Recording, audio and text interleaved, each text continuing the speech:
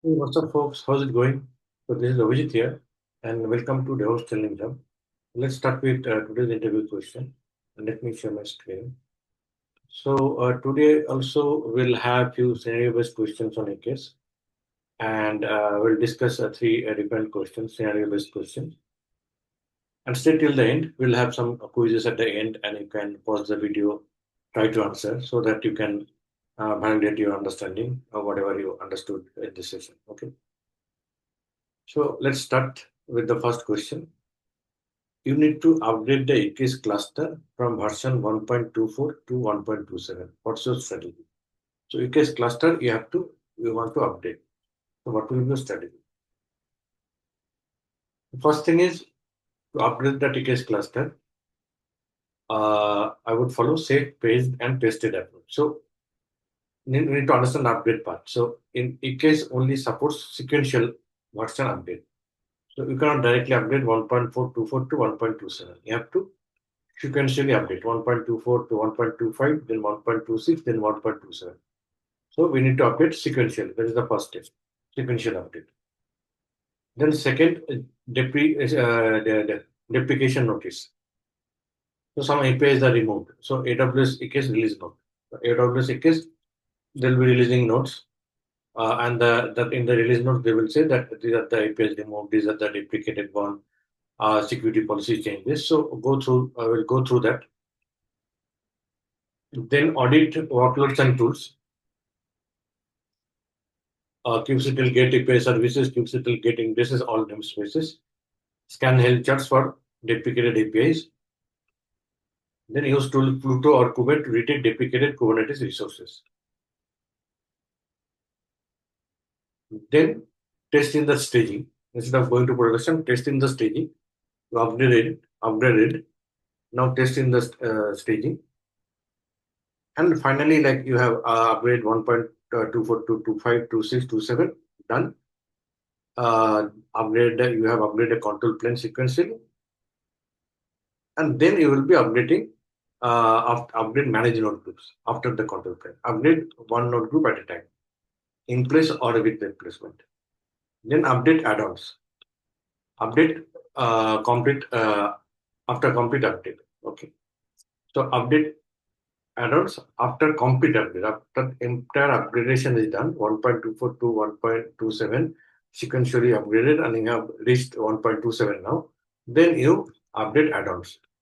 Add-ons is VPC, CNI, Cube Proxy, Code DNS, AWS CVS CSI driver. So those kind of add-ons you have to update. Okay. So control plane you update manage node groups, then update add-ons. Then post-update validation. Now I have to validate that all pods are running fine, DNS and networks works, metric logs, integration and function. Everything is functional, validated in the staging. Okay. Once that is done, then document your upgradation process and do some testing. So to summarize it, I will upgrade EKS sequentially 1.24 to 1.27 by upgrading the control plane, then node groups in each step, then finally update add-ons for the complete upgrade.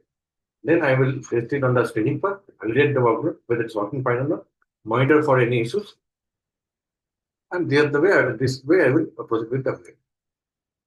Okay. So next question is, your company wants to host multiple teams in the same EKS cluster. How will you isolate the workload?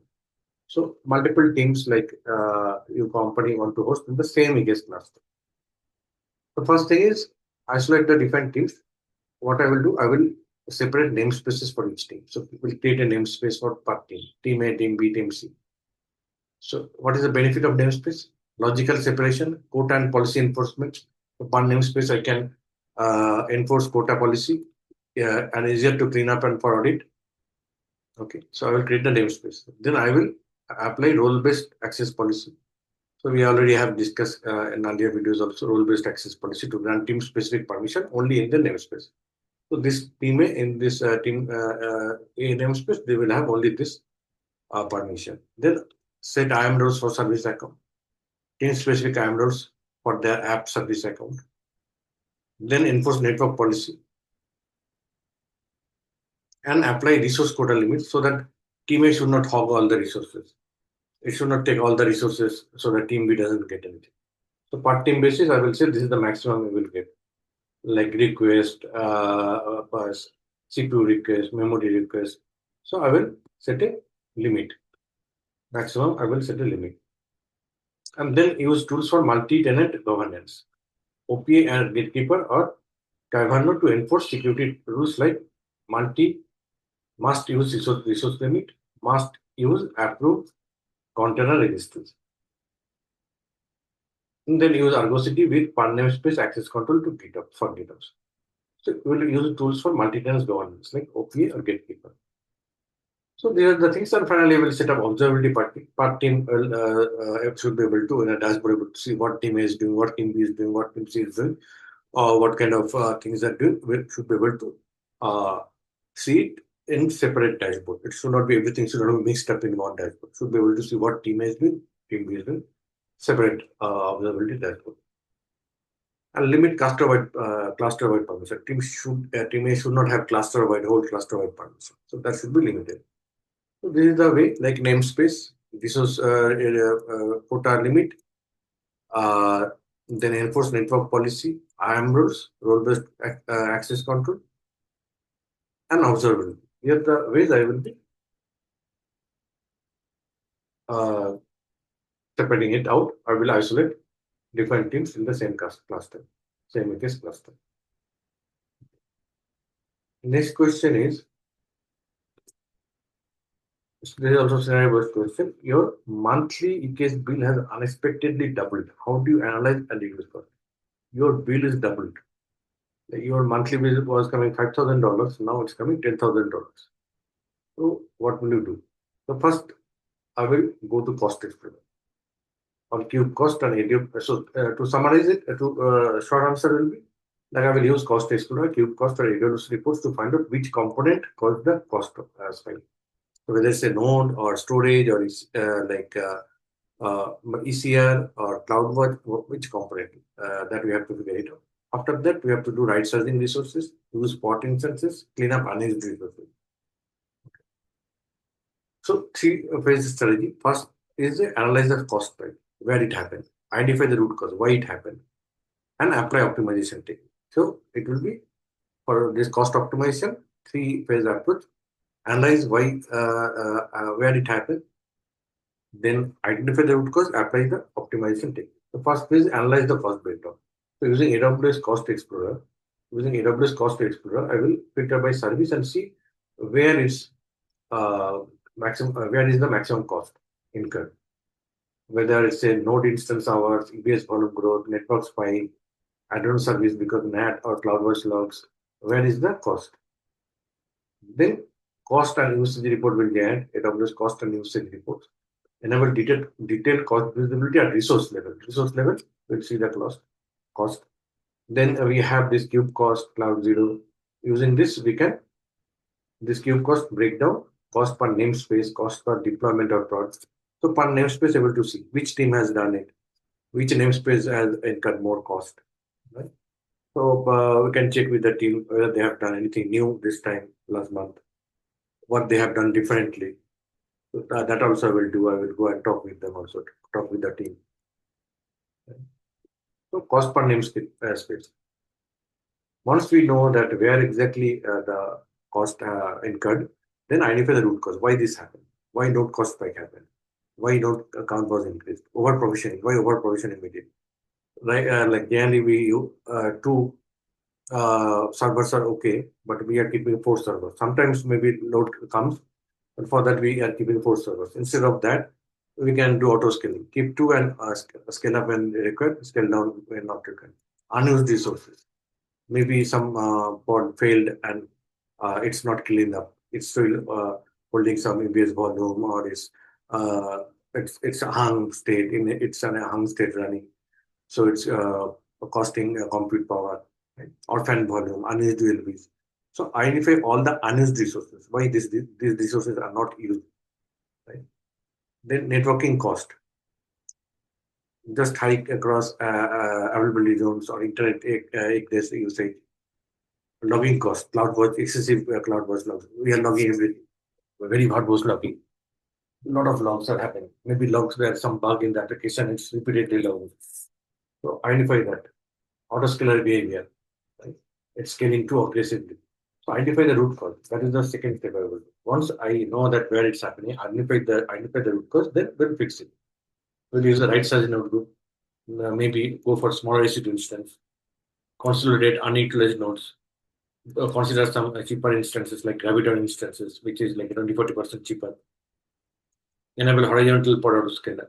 Scale pods based on the CPU memory usage. Don't over provision. Right? Requirement is maybe 2, 3 fluctuates. Don't over provision 4 instances. Keep only 2 and then autoscale. Use horizontal pod autoscaler. Right? Then use spot cluster autoscaler. So use autoscaler. Don't over provision. Use spotting instances with fallback. Spot instance nodes for stateless or batch workload. Manage node group combined with manage node group or carpenter. Clean up unused resources, idle service, orphan PVC, zombie ELB, completed jobs or test deployment, which we are not using, clean them up. Optimize CloudWatch logs. If there are too much logs, just optimize it. Use flow and bit filters. Set appropriate log levels instead of info, instead of debug. Debug print small log, right? Level 5. Keep it at info level. Retention policy, maybe instead of 30 days, 40 days, 60 days, we can keep only 7 days. Yeah, in project, it may be required 30 days or 60 days. If it is 60 days required, definitely have to keep it. But if we can reduce it to 7 days, we can reduce it to 7 days. Unnecessary logs you won't keep. Then apply resource request limits. Avoid over requesting CPU memory. Maybe application is malfunctioning, it's requesting a lot of CPU memory, and it's getting hung or it's causing some problem, and it's leaking memory, etc. So we should set a limit. We know that this application needs maybe maximum 128 MB or 256 MB. But the limit, it should not cross beyond that. It should not ask more than that. If it is asking more than that, maybe there are some issues with the application, some logic, etc. Then schedule workload of hours. So during daytime, sometimes in the night you can do it. But then maybe it's cheaper. Getting cheaper version, you can run spot instance, etc. So that way you can reduce the cost. So there are 3 phases: identify where it's happening, identify the root cause, then implement the cost optimization technique. So you can pause the video, you can try to say what I say, summarize it, take a note, summarize it, and say it like in your own words, in your way, then you will feel more comfortable during interview. So practice it, pause the video, try to say whatever you learned. If you don't remember, watch it again. Someone take notes and then again try to say it on your own. And then move on to the next one. Your production EKS cluster goes down due to region failure. What your disaster recovery plan? So what is the disaster recovery plan you will have? If there is a failure, some region-wide failure, or there is some failure, what will you do? So for region-wide failure, I will implement cross-region disaster recovery. So maybe in US, one region, maybe Europe another region, Mumbai another region, we set it up, right? So that if one region is down, another region will be up. Cross-region disaster recovery plan with a mix of proactive backups should be able to backup infrastructure automation and data replication. Data should be replicated, infrastructure automation, infrastructure as a code, etc. Right? So that's the short answer. Long answer is, first I will go for EKS infrastructure as a code. If it is the infrastructure is maintaining a code, if the infrastructure is gone or something, destroyed or something, again I can recreate easily. From code it can be easily recreated. But manually creating, it will take a lot of time. So keep the whole infrastructure as a code in a repository, GitHub. So you can easily create it. Then backup and replicate critical data. Identify all the backup, all the critical data, take backup.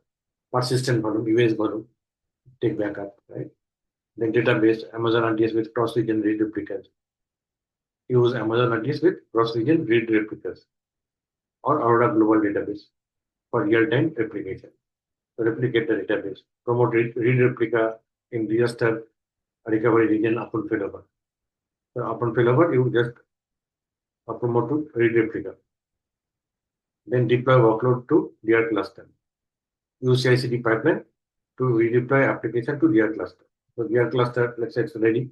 If application failed, so we will deploy all the workloads to DR cluster, disaster recovery cluster.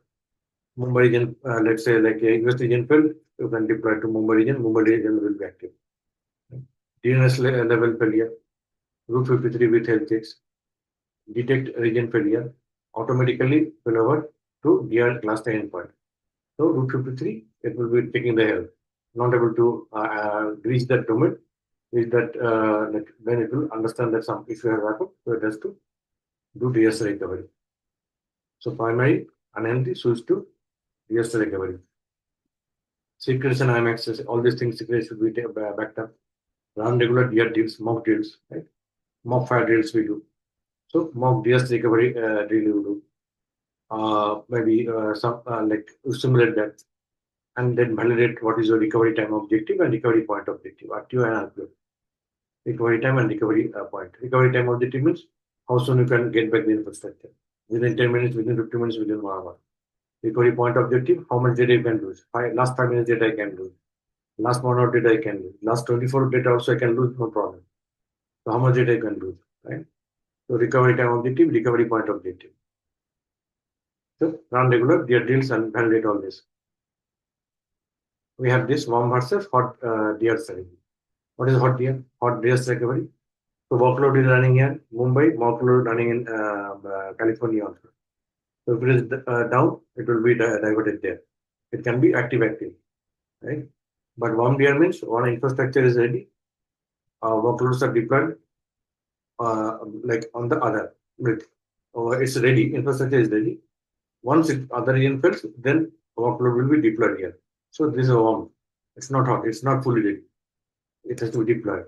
Otherwise, cold DR, nothing is ready. You have to infrastructure also will be created on demand. You have a infrastructure as a code. If it is gone, then it will be created using infrastructure as a code, Terraform, formation, infrastructure as a code. You will be getting the complete infrastructure. So it will RTO is very slow, low. Recovery time objective, it will take a lot of time. But this is the first step because it's already there running. Immediately can fall back. Just a quick, so my dear plan will be including infrastructure as a code for cluster setup, data and secret replication, GitHub-based workload redeployment, Route 53 DNS failover. I will test failover regularly to ensure low RTO, recovery time objective, recovery point objective, and can be ready to bring up the system in another region with minimum downtime. So that will be the answer. So just quickly, like what is recovery time objective? The maximum acceptable amount of time it takes to restore a system or service after a disaster. Like measure how quickly you can recover or you need to recover. RPO is recovery point objective. How much data you can afford to do? How much data you can do? Right? For example, e-commerce, RTO recovery time objective is 15 minutes. Because customer won't wait for long. They will go away. Right? Within 15 minutes you have to recover. RPO recovery point objective. How much data you can do? Maximum 5 minutes maybe. Because the data is very critical. Payment order, pay order, all these things customer has place some order, so it's very critical. So RPO is only 5 minutes. So hot DR solution with real-time database replication is there. Hot DR recovery with real-time database replication is there. Then you have internal analytics dashboard. You have some analytics internally running. So recovery time objective 4 hours because it's not customer facing time. You can take 4 hours to recover. Not that high actually. It's internal customer, right? Your internal team only. RPO, recovery point objective. How much data you can lose? 1 hour data, if you can lose, 2 hours data also can lose, it's not a big deal. Right? It's a warm DR with hourly backup. So solution will be warm DR with hourly backup. And the harmonic batch processing system. It's a processing in a batch. Night time maybe you are running. 24 hours. Recovery time objective, 24 hours. Today it's not working means by tomorrow night it would within 24 hours it will be able to recover. And not next day. RPO recovery point objective 24 hours can reprocess yesterday's data. Again, it can reprocess yesterday's data. So here you can use old DR. So you don't need to maintain another complete disaster recovery cluster. If it is gone, then again you create another cluster. That will save money also, right? Because if I maintain two different clusters running, there is a cost involved. So, based on all these RTRP, you will decide whether it makes sense or not. Right? If it is not urgent, why we don't keep running one more extra? Okay, so now let's go to the today's quiz. So first question is, you can pause the video, try to answer. AWS EKS supports updating between any two versions. When pause and try to answer. Only one minor version at a time. That is the answer. Answer is B. Add-ons like Vision CNI should be updated after completing the final version update. That is after add-ons like DPC CNI coordinate should be updated after each intermediate version. Only one version at a time. I think this one. I think it's C. Yeah, this is a C answer. Yes. After completing upgrade. After completing the final upgrade, you can upgrade the add-on. Which tool can enforce security policies like must use resource limit, security rule? Security rule which can enforce OPA gatekeeper. Gatekeeper can enforce the security rule. Which AWS tool provides per pod cost breakdown? Cost breakdown is cube cost. Per pod or per namespace cost breakdown is cube cost. Which tool can backup EKS workload and EBS volume? Backup EKS and EBS volume. Valero. So that's it for today. Hope you like this video. Please like, share, comment, and subscribe to my YouTube channel. And also follow my DevOps Challenge Hub page. I post quiz contest daily, and you can participate in that. And you can also follow WhatsApp channel DevOps Challenge Hub, and I post updates regularly. Thank you for watching this video. See you again in the next video.